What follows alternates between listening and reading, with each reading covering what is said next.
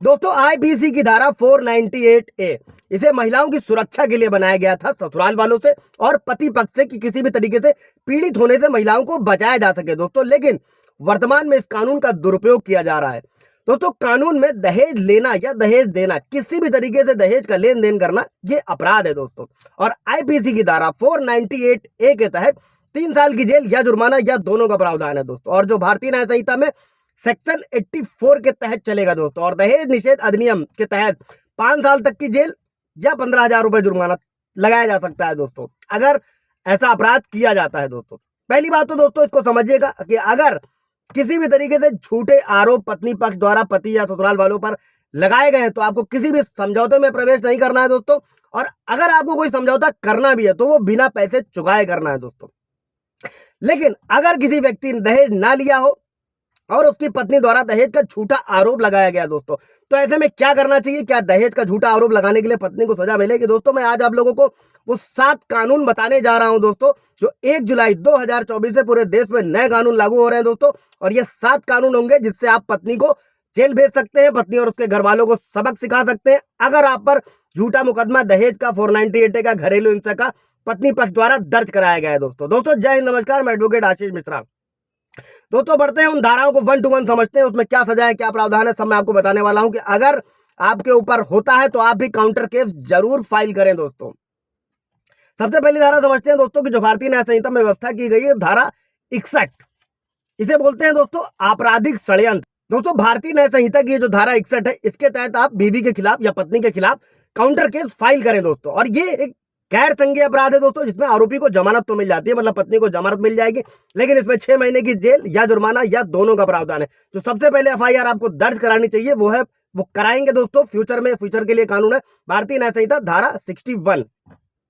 इससे रिलेटेड कोई सवाल जवाब होगा दोस्तों तो कमेंट बॉक्स में पूछ लीजिएगा, मैं क्लियर कर दूंगा दोस्तों। अगला बढ़ते हैं दोस्तों, भारतीय न्याय संहिता की धारा 199 में क्या व्यवस्था की गई है दोस्तों। अगर आपके साथ कोई भी पुलिस अधिकारी आपकी पत्नी की झूठी शिकायत करने में मदद कर रहा है, जो मेरे कई सारे व्यूवर्स के भी सवाल रहते हैं कि पुलिस सुनती नहीं, पुलिस पत्नी पक्ष वालों की ही सुनती है, तो ये समझिएगा कि अगर पुलिस किसी भी तरीके से पत्नी की झूठी शिकायत में मदद कर रही है, गलत दस्तावेज तैयार किए जा रहे हैं, तो आप उन दस्तावेजों के खिलाफ मामला दर्ज करा सकेंगे दोस्तों। और इस धारा के तहत भी 3 साल की जेल या जुर्माना या दोनों का प्रावधान है दोस्तों। ये भी जमानती अपराध है दोस्तों, जमानती और गैर जमानती दोस्तों, इसको भी समझ लीजिएगा। मैंने वीडियो बनाया हुआ, आप जाकर देख सकते हैं। एक में थाने से जमानत मिल जाती है या मजिस्ट्रेट से जमानत, मतलब कुछ जो संज्ञेय अपराध होते हैं, कॉग्निबल ऑफेंस होते हैं, उसमें तुरंत गिरफ्तारी होती है। फिलहाल 498 में सुप्रीम कोर्ट की गाइडलाइन है, जजमेंट है, जिसमें तत्काल गिरफ्तारी पर रोक है दोस्तों। अगली धारा बढ़ते हैं दोस्तों कि भारतीय न्याय संहिता की किस धारा के तहत आपको एफआईआर दर्ज करानी है, तो वो है धारा दोस्तों 225। अगर आपको लगता है किसी भी तरीके से कि संदेह है, सस्पेक्ट है दोस्तों कि आपकी पत्नी आपके खिलाफ कोर्ट में या पुलिस स्टेशन में झूठे सबूतों का इस्तेमाल कर रही है, तो इस आरोप को लगाते हुए धारा के तहत आप केस दर्ज करा सकते हैं दोस्तों कि जो भी सबूत दिखाए जा रहे हैं कोर्ट में वो झूठे हैं दोस्तों। और सजा का प्रावधान भारतीय न्याय संहिता की 227 में किया गया है दोस्तों, जिसमें 3 साल की जेल या 5,000 रुपए जुर्माना या दोनों प्रकार की सजा का प्रावधान किया गया है दोस्तों नए कानून में। तो इसके अलावा एक और चीज समझिएगा कि अगर आपके पास अपनी कानूनी लड़ाई लड़ने के लिए दोस्तों पैसे नहीं है, और तो इसके लिए आप नेशनल लीगल सर्विसेज अथॉरिटी की वेबसाइट पर जा सकते हैं, वहां ऑनलाइन अप्लाई कर सकते हैं। इसके अलावा आप डिस्ट्रिक्ट लीगल सर्विसेज अथॉरिटी के ऑफिस जा सकते हैं, डीएलएसए के, यह हर डिस्ट्रिक्ट में होता है, हर तालुके में होता है। वहां जाकर आप ऑनलाइन ऑफलाइन दोनों ही तरीके से अप्लाई कर सकते हैं और अपने लिए निःशुल्क एडवोकेट, निःशुल्क विधिक सहायता प्राप्त कर सकते हैं अगर आप पात्र हैं तो। इससे रिलेटेड कोई सवाल जवाब होगा पूछ लीजिएगा दोस्तों। आप बढ़ते हैं अगली धारा, जिसे जो काउंटर केस आपको पत्नी के खिलाफ लगाना चाहिए अगर आपने आपके परिवार पर और आप पर झूठे आरोप लगाए, तो वो होगी दोस्तों भारतीय न्याय संहिता की धारा 354 दोस्तों। अगर कोई आपको किसी भी तरीके से बदनाम की कोशिश करता है दोस्तों, तो आप उस पर मानहानि का केस कर सकते हैं और इस मामले में आप मुआवजे के लिए भी, क्षतिपूर्ति के लिए भी हकदार होते हैं दोस्तों। और इसमें भी 2 साल की जेल या जुर्माना या दोनों ही तरह की सजा का प्रावधान है दोस्तों, और ये भी जमानती अपराध है। अब बढ़ते हैं दोस्तों अगली धारा की तरफ, जो व्यवस्था की जा रही है भारतीय न्याय संहिता की धारा 349।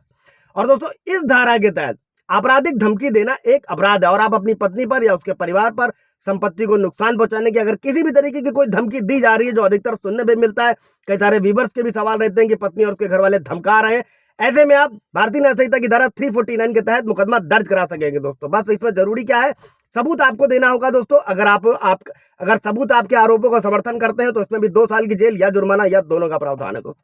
और ये भी बेलेबल ऑफेंस है, जमानती अपराध है दोस्तों। अगली धारा जो आप लगा सकते हैं दोस्तों पत्नी पर, अगर झूठे आरोप लगाएंगे तो भारतीय न्याय संहिता की धारा है 350 दोस्तों। अब इसमें क्या करना है दोस्तों, अगर कोई जानबूझकर आपका अपमान करता है, किसी भी तरीके से सार्वजनिक प्लेस में या किसी भी तरीके से शांति भंग का प्रयास करता है, आपका अपमान करता है, तो इसमें भी 2 साल की जेल या जुर्माना या दोनों तरह का प्रावधान है। यह भी जमानती अपराध है। इस धारा के तहत भी आप पत्नी के खिलाफ काउंटर केस दर्ज करा सकते हैं दोस्तों। अभी बढ़ते हैं अगली धारा की तरफ दोस्तों। ये धारा की व्यवस्था की गई है भारतीय नागरिक सुरक्षा संहिता। ये आपकी सिक्योरिटी वाला काम करेगी दोस्तों। अगर आप जानते हैं दोस्तों कि आपकी पत्नी जो शिकायत कर रही है वो सारी झूठी है, तो आप कोर्ट में सीआरपीसी, वर्तमान में ये अलग धारा है दोस्तों जो भारतीय न्याय सुरक्षा संहिता में होगी, 227 के तहत दोस्तों आप आवेदन कर सकते हैं, जिसमें आप बता सकते हैं कि जो भी 498A का मामला है वो आपके खिलाफ झूठा दर्ज कराया गया। अगर आपके पास पर्याप्त सबूत है दोस्तों, और अगर आप अपने आरोपों को गलत साबित करने के सबूत दे सकते हैं, तो इसमें कोर्ट क्या होगा, कोर्ट केस को खारिज कर सकता है दोस्तों। इसके बाद दोस्तों समझिएगा कि अगर आपके खिलाफ झूठी एफआईआर दर्ज करा दी गई है दोस्तों, तो इसके लिए आप क्या कर सकते हैं। अगर कोई भी झूठी एफआईआर है, 498 है, दहेज है, घरेलू है, तो इसके लिए 498 के खिलाफ आप क्या कर सकते हैं कि आप हाई कोर्ट का रुख कर सकते हैं। वहां पर भारतीय न्याय संहिता की धारा 530 के तहत आवेदन कर सकेंगे। अगर आपके पास पर्याप्त सबूत होंगे तो सभी झूठे केस रद्द कर दिए जाएंगे दोस्तों। इससे रिलेटेड कोई सवाल जवाब होगा पूछ लीजिएगा। Thank you.